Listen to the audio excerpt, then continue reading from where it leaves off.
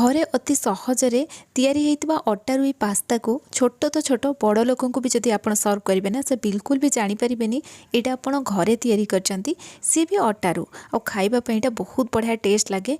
घरे जदि अति सहजरे आपण एमती पास्ता तैयारी करि परिबे मार्केट रो पैकेट मैदा पास्ता को आपण पिला को देबे काहेकि पिला जदि जिद करचंती पास्ता खाया पई ना ई उपाय रे तैयारी करंतु पिला को दियंतु बहुत ही हेल्दी रहिबो जेहेतु एटा हमें अटारु तैयारी करचंती आ तैयारी करबा प्रोसेस बहुत सहज। वीडियो को एंड जाए देखिए वीडियो भल लगे लाइक करेंगे शेयर करेंगे चैनल नुआ थे सब्सक्राइब करने जदि फेसबुक पेज रे देखुंत निश्चित भाव में फॉलो करनी। तो चलतु स्टार्ट करेंगे आज रेसिपी। यही पास्ता तैयारी करने ये गोटे गिना अटा नेली। ये आम जो प्रोसेस रे पास्ता तैयारी करमर पास्ताटा अधिक टेस्ट लगे जमती लगभग जे आम घरे तैयारी करछंती किंबा अधिक अटा टाइप रो लगभग से आम गोटे चामच टमाटो केचप ऐड करवा चामच रो 1/4 सोया सॉस नबा ता सहित चिली सॉस हाफ चामच ये ऐड करवा या भल भाव में मिक्स कलापर आम ये अल्प अल्प पानी देकी या पूरा टाइट करके दली नवा। ये आम गोटे कप अटा पाई 1/4 कप पानी यूज करवा।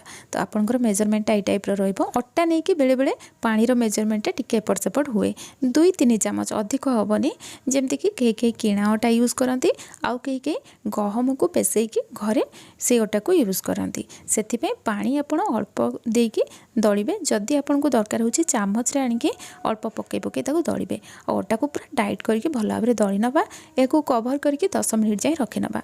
आ 10 मिनिट पर देखो यहाँ हल्का टिके नरम हो पूर्व अपेक्षा किंतु अत्यधिक नरम हेनी जेहेतु या आम पूरा टाइट करके दलिचंती।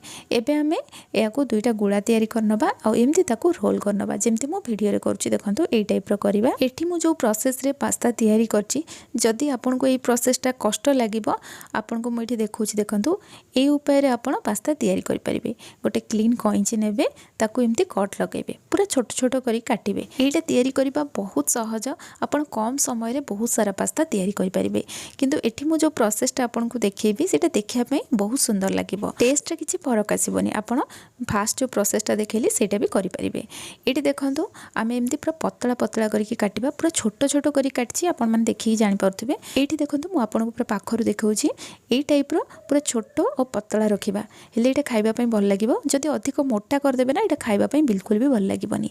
एबे गोटे फक किंबा कंटा चामच नबा ता पछपटे याको प्रेस करके एमती उल्टै नबा जेमती मु वीडियो रे कली देखंतु एई टाइप रो करबा ताकू रोल करके पूरा मिसेइबेनी मु आगु को आपन को देखेबी। तो एटा तैयारी करबा बहुत सहज आ एठी बहुत सारा देखंतु पास्ता मु तैयारी कर नै छी। आ एठी मु आपन को गोटे देखौछि देखंतु पाखरु एटा रोल करके पूरा मिसेइबेनी मिसी गले ना एटा मोटा हे जिवो और जितेबाला आप तैयारी करके खाइबे अटा अटा टाइप लगे से मझी पर्सनटा एमती फांका रखिए।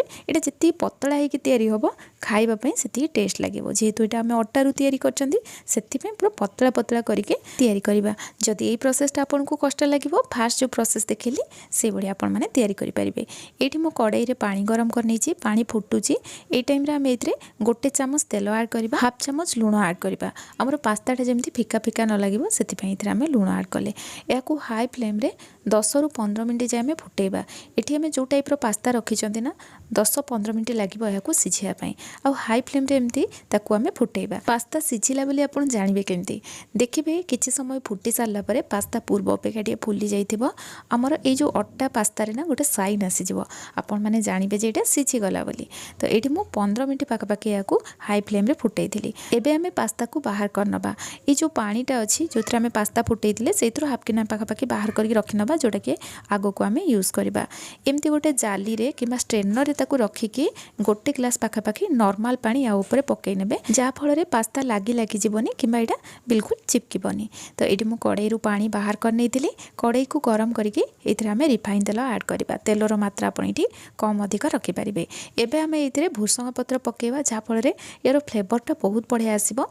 ता सहित रसुण को पूरा छोट छोट काटिकी मुठी 2 चामच नहीं रसुणर क्वांटिटी ये जदि अधिक रखिए खाइबापी बहुत बढ़िया टेस्ट लगे। प्रथमे रसुण को एमती भल भाव में भाजी नवा 30-40 सेकेंड भाजी सारापर ये आम गोटे मीडियम साइज पियाज को छोट छोट काटिकी ऐड करवा। एटी आम पियाज को अधिक समय भाजी ना रसुण को मत अधिक समय भाजी ना रसुणर फ्लेवरटा जदि तेल रे पड़े आसे ना यहाँ खाइबापी बहुत बढ़िया टेस्ट लगे से प्रथमे आम रसुण को ये भाजिले पियाज किसी समय भाजी है देखिए यहाँ हल्का टे सफ्ट हो एबे आम ये गोटे टमाटो आड करवा गोटे मीडियम साइज टमाटो को छोट छोट काटिकी मुझे आड कली या किस समय भाजी नवा आपड़ जब पास्ता मसलाटा को यही टाइप तैयारी करेंगे ना, यहाँ बहुत बढ़िया टेस्ट लगे। आपड़ निश्चय थे तैयारी करूँ।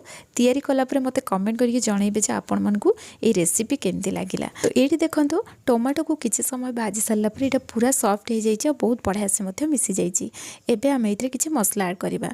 तो ये मुझे धनिया गुंड हाफ छोट चामच आड कली, काश्मीरी रेड चिली पाउडर आड कली। यहाँ कलर हम टेस्ट किसी फरक आसबनी, आप चाहिए आड करेंगे ना या स्किप करेंगे। हाफ छोट चामच हलदी गुंड ये आड कली और कंचा लंका को छोट छोट काटिक ये आड कली। ता सहित ये मु कैप्सिकम आड कली। सबु जिनस को भल भाव में मिक्स करनबा। ये आम गैस फ्लेम लो कर देइतिबा, कौन कि गुंड मसलाटा पकेले हाई फ्लेम रे रहिले एटा पोड़ीज आउ तार टेस्ट खराब हो।